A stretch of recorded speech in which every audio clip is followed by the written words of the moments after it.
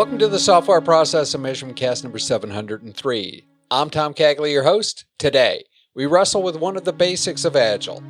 What is the power of making a commitment?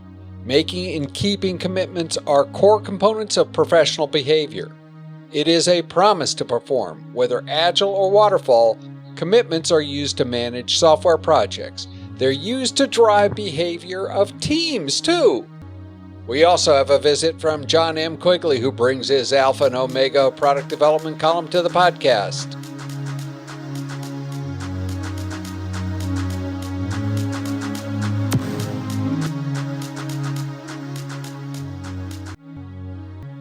Commitment by Thomas M. Cagley Jr., Megan E. Cagley. Until one is committed, there is hesitancy, the chance to draw back, and always ineffectiveness. Will Murray of the Scottish Himalaya Expedition. What is the power of making a commitment? Making and keeping commitments are core components of professional behavior. It's a promise to perform. Whether Agile or Waterfall, commitments are used to manage software projects. They're used to drive the behavior of teams. Making a commitment creates a set of expectations, which, if not met, has ramifications. For example, if an Agile team commits to a performance level that they consistently miss, can the organization plan for product releases? Even if the team has a release plan, no one will trust their word, and the lack of trust will generate the need for more management control. In the long run, a commitment is a lien on reputation of whomever has made that commitment that can only be paid through performance. Public commitment in Agile teams. A feature that has been somewhat abandoned in many Agile frameworks is public commitment of the team. After they understand the needs of the product owner and develop a plan to tackle the work, public commitment provides an anchor, which makes it difficult for the team to back away from their commitment. Teams abandon public commitments when they want to avoid responsibility and because the public nature of the commitment seems to be superfluous. However, the act of commitment serves as an anchor for the teams and publicly shares expectations with the entire organization. The pressure to live up to that expectation set by the public commitment provides motivation based on a public fear of failure.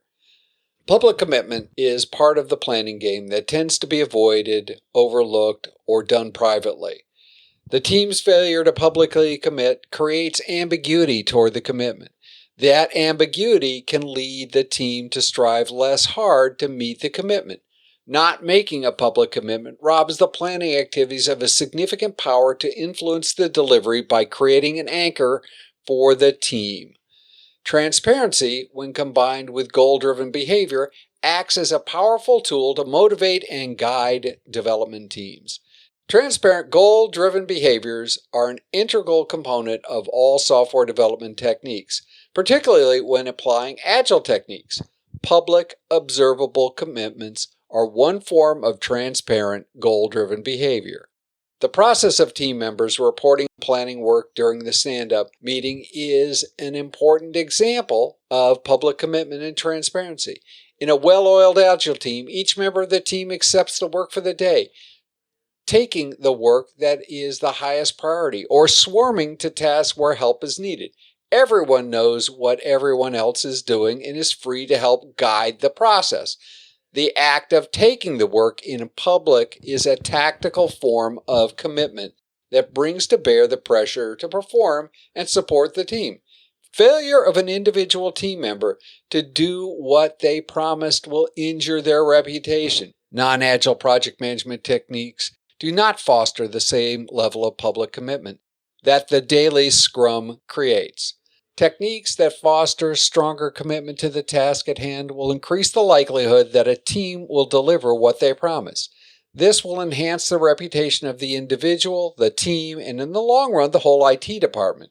Publicly taking work during a stand-up combines transparency and commitment to create motivation. Agile practices draw on the team committing to the assigned work on many levels. For example, Commitments from sprint planning or commitments made during the daily stand-up generate energy that moves the team forward. Without the team continually committing to work, Agile would be just iterative waterfall. Teams can be defined as a group of people that have developed a relationship based around a commitment to attain a common set of goals. The commitment of the team members to work together is a critical factor in the formation of teams and their ultimate success. Team commitment is impacted by many factors, including mission, knowing the work supports or fits into the organization's overall strategy, provides a goal for the team to pursue. 2, value. Knowing that the team is valued provides an anchor that supports individuals working together as a group. 3, challenge. Providing a goal and trusting the team to rise to the situation. 4, empowerment. Giving the team the authority to solve the business problem defined in the project. Knitting these factors together creates an environment where a group can organize around a mission, develop a solution, and commit to achieving that goal because they know that their performance will be valued. The environment that supports commitment is a core component for high-performing teams. Individual commitment. When talking about commitment in Agile, it's easy to focus on teams and techniques, such as the planning game and the stand-up meeting, to the exclusion of the individual. It can feel like Agile is promoting collectivism. I actually had a especially philosophical student jump up and shout, "This is communism!" While most IT projects are team endeavors, teams developed from individuals play a central role in making Agile techniques work. Committed individuals are the building block that create committed teams. Individual commitment is a willingness to dedicate oneself to a goal and then to work as hard as possible to attain that goal. Commitment is so important that the Scrum Alliance includes commitment in their code of ethics. To quote the code of ethics from the Scrum Alliance, take responsibility for and fulfill the commitments that we undertake. We do what we say we will do. When individual commitment exists, then team commitment is possible. Harnessing the assembled team of committed individuals becomes a coordination activity. Organizational or project goals act as a guide to bring committed individuals together into committed teams. Jeff Sutherland, one of the co-developers of Scrum, said, "It's only when individuals and teams are committed that they feel accountable for delivering high value, which is the bottom line for software development teams. Committed individuals are the building block for building committed teams. While teams are generally required for achieving results in software development, individuals are never optional." Is the act of committing to completing a specific set of stories or goals or functions anti-agile? The term committing can be applied to a number of different activities. Examples of how the word committing is used range from team accepting work into a sprint and promising to complete it during the sprint, to being asked to deliver a specific scope at a specific date for a specific price. Some of these activities are at the heart of the team being agile, and some are at the heart of having agile done to a team. If we take these two examples at the end of the continuum, one is agile, the other one is pretty close to anti-agile. Sprint planning is one of the core activities of Scrum. In the planning process, product owners indicate the work he or she wishes to have completed during the sprint. The team reviews the prioritized backlog, plans based on the team's capacity and velocity, and then commits to the work that can be completed, which may or may not be the same as what was requested by the product owner. The activities of planning and committing to work the team believes can be completed are important psychologically to the team. Commitment and acting on commitment builds motivation and trust. Commitment, motivation, and trust support Agile values and principles and are very much pro-Agile behaviors. At the other end of the spectrum, a team or organization is asked to deliver a specific scope on a specific date for a specific price and agrees. The agreement may or may not be in the form of an accepted assignment for an internal IT team or a response to an RFP for an organization that provides services to others. In either case, the agreement, no matter how it is extracted, is a promise to perform.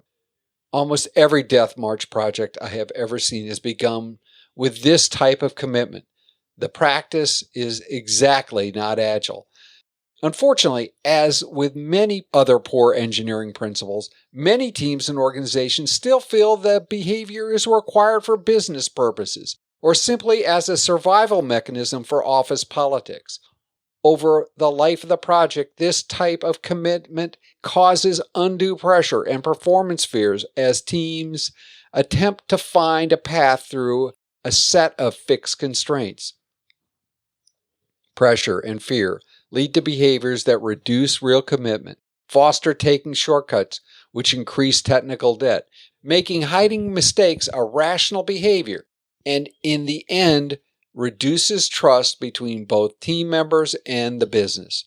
Committing to work because the commitment is demanded flies in the face of more than a few of the Agile values and principles.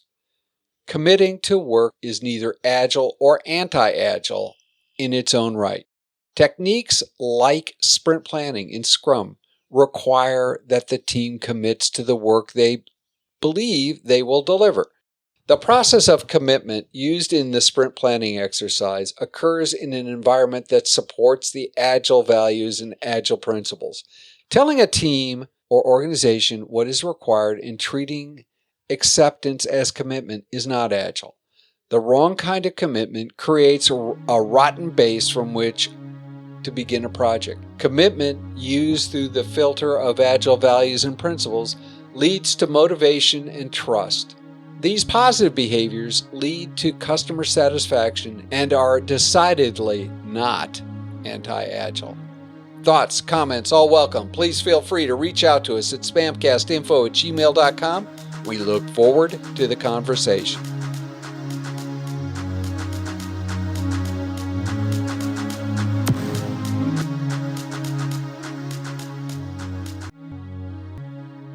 Jon M Quigley, welcome to the Software Process and Measurement Cast. Howdy, Tom. Great to be here, man. You know, John, we ought to automate this conversation about the alpha and omega of product development because automation, I think that puts the power in everybody's hands, right? If you automate, everything is better. We all get to sit at home, or no, we're sitting under trees, bridges. Yeah, that's my favorite point, bridges. That's what I tell the wife when the crap hits the fan. I'm going to be living under 85, which Ouch. is the big road out here. I know where I-85 is. Yeah. There's a whole bunch of things. People think that automation is going to be the saving thing for human. It's not really. Just like the phones are not. These things, they stop us from having to think things through. Being it nothing but, imagine having nothing but, what is it called? Leisure time. I don't know what that word is. So I don't really either, but I peek into it periodically, once a year, maybe at a vacation, I take some time and explore them. Like, oh, this is kind of cool. Now I'm bored. Let's get back to doing something else. But I can't imagine having nothing but leisure time, not only because I won't pay my bills, but I don't think that's going to be all that satisfying a career path for some folks like maybe me and probably you, and probably a lot more than just you and I. So what is the issue, right? So let's face it. I go to Costco. They've automated a number of the lanes in checkout. I mean, they have, instead of having 2 people per lane, they have 1 person for 6 lanes. Yeah. And some of those things help, but then let's consider that this is a manufacturing line and not just a checkout lane. Even the checkout lane, the level of engagement of the employees or the line workers or your team members is reduced because they don't have to so much anymore. So the expectation of them is less. The physical part's probably interesting, good. I mean, you're not lifting heavy things, but the mental part is also taking a hit. I think it can become more like I don't need to be paying attention to all of these things. I just kind of pay attention to some of the things. I don't necessarily need to try and make things better because the automation's going to carry the day through. I'm going to rely too heavily on that, and that reliance is something that maybe reduces job satisfaction.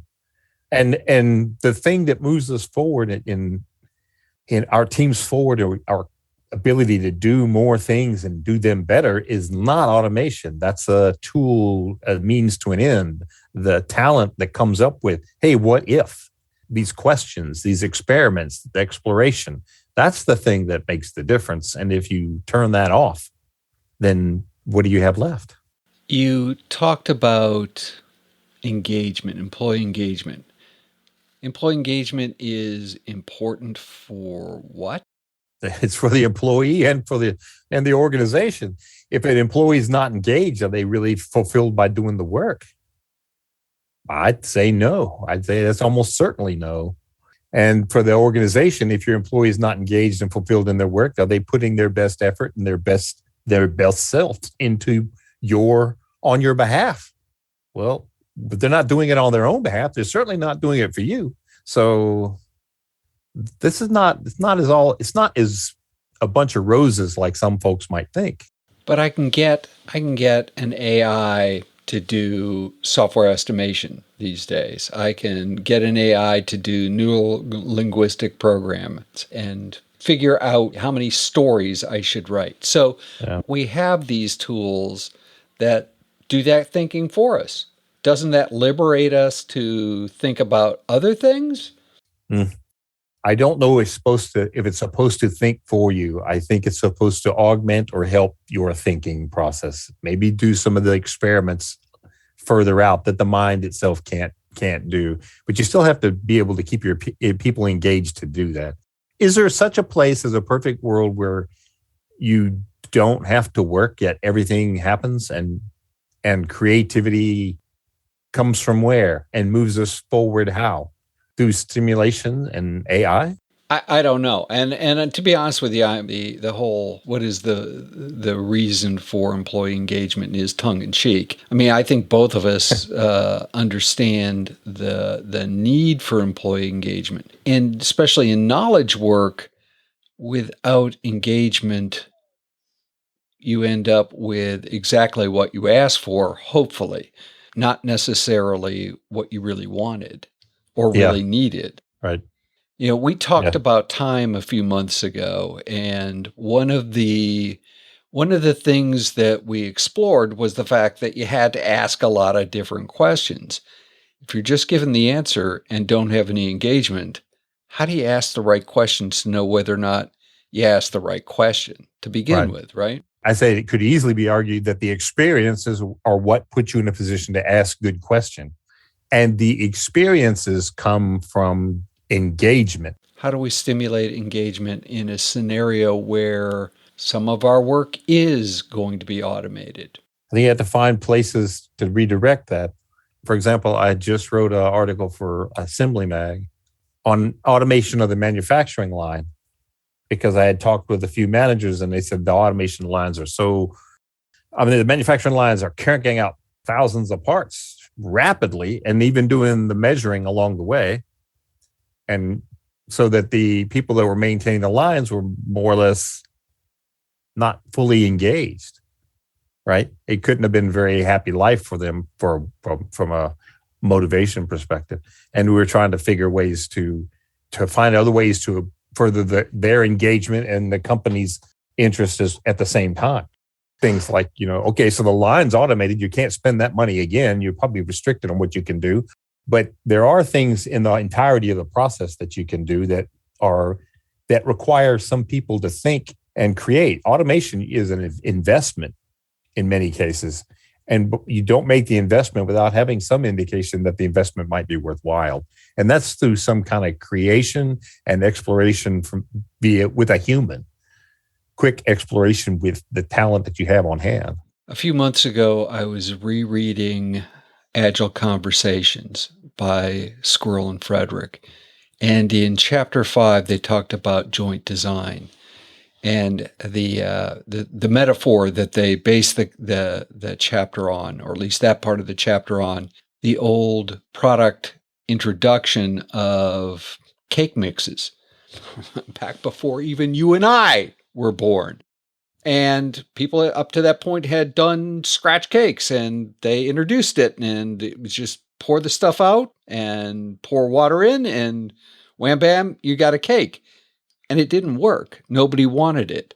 It wasn't until whomever, and I guess there's some controversy over which company figured it out first, until they said, hey, you have to supply your own egg. It didn't catch on. But once you had a hand in it, it actually worked out just fine. And obviously, if you go to a grocery store, you see a lot of cake mixes kind of thing. Is AI, at least in terms of development of product, building and manufacturing product, is that you have to add your own egg to actually make it work well? Yeah, I think so. And the egg being the talent and creativity of the individuals on your team. Yeah. Yeah, I'm very sure that no one's walking around throwing an egg inside of those computers. You just never know. You got to qualify these things. So they will come back to us, Tom. They're going to say, look, man, I brought an egg to my automated line, and you know what happened? Nothing. Big mess. Had to clean it up. Y'all are wrong. What did we say about engagement, John? It's a one-shot deal when you bring your egg and it doesn't work. No, didn't you and your brother write a book in this general area that talked about engagement? We did. My brother's a big learning organization and team member engagement sort of thing. And I have been following the Gallup engagement studies since the early 2000s, which has been, boy, that thing's not been great. I think I haven't seen it lately, but in the early 2000s, I was following it. And in the US, I think it was like numbers like where 1/2 of your team members are actually engaged, and then the other half are split amongst I don't care people and people actively disengaged. And I was thinking, that's going to be a tough one to beat right there. Well, then we should just replace all the people with machines. That might be what needs to happen in some industries. I doubt it, but I think it might be better to find a way to create an atmosphere where that your team members are engaged and can live alongside the AI. Because there's some things the AI is not going to be able to do, I would think. Cutting edge creativity, I'm not sure it can do that. But once algorithms are established and you start to understand, some of these nuanced interactions and the results, maybe. But then you still have the human part, which is being able to cobble things together and make something different out of disparate items. I think we're all still waiting for the singularity. John, if people are still waiting for the singularity and want to debate you on this topic or engage you on this topic or explain to you where that egg should go, how would they go about continuing the conversation? Reach me at jon.quigley@valuetransform.com, or you can connect with me on LinkedIn at Jon M Quigley. John, those are probably the best places. Super. John, as usual, this is always engaging. Same here. I'm very grateful to have these conversations with you, Tom.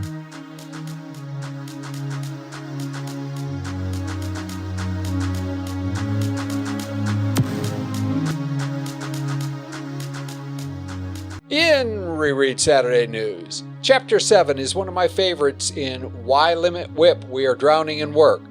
One of the chronic problems I help teams deal with is the perceived need to start everything that comes to them, generating huge amounts of WIP. Many of these items sit in an on-hold status until something else happens. The iron-willed self-discipline of starting is great, at creating on hold items and crap at getting work done. There is a gap in understanding the impact of consequences.